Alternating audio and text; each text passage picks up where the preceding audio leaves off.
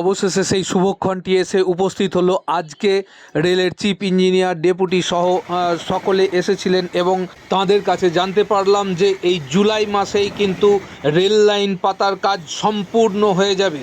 দেখুন, আর যতটুকু অংশ রেল লাইন পাততে বাকি আছে, প্রায় 5.5 কিলোমিটার মতো রেল লাইন পাতার কাজ সম্পূর্ণ হয়ে গেছে।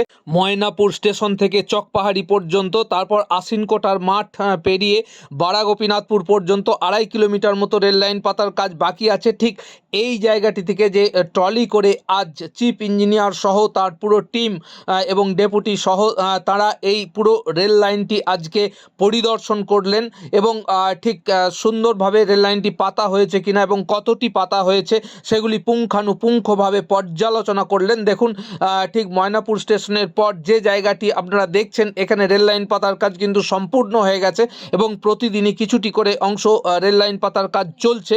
এবং আজ ডেপুটি এসে বলে যান যে রেল লাইন পাতার কাজ আরও ত্বরান্বিত করতে হবে, বেশি সংখ্যক শ্রমিক নিয়োগ করতে হবে এবং দ্রুততার সঙ্গে এই জুলাই মাসের মধ্যেই সম্পূর্ণ রেল লাইনটি পাতার কাজ সম্পাদিত করতে হবে। অর্থাৎ ময়নাপুর থেকে বড়াগোপীনাথপুর পর্যন্ত রেল লাইনটি সম্পূর্ণ পেতে ফেলতে হবে। সেই উদ্দেশ্যে কাজের গতিও ত্বরান্বিত হবে আশা করা যায় এবং সমস্ত ব্রিজগুলি আপনারা জানেন যে সম্পূর্ণ হয়ে গেছে, শুধুমাত্র কিছুটা গার্ডওয়ালের কাজ বাকি আছে এবং সেই কাজটি সম্পূর্ণ হলেই জুলাই মাসের মধ্যেই কিন্তু এই লাইনটি সম্পূর্ণ হয়ে যাবে এবং ময়নাপুর থেকে ট্রেন চলবে বাড়াগোপীনাথপুর পর্যন্ত। যে খবর আমরা আগেই জানিয়েছিলাম, 2024-এই ট্রেন চলবে।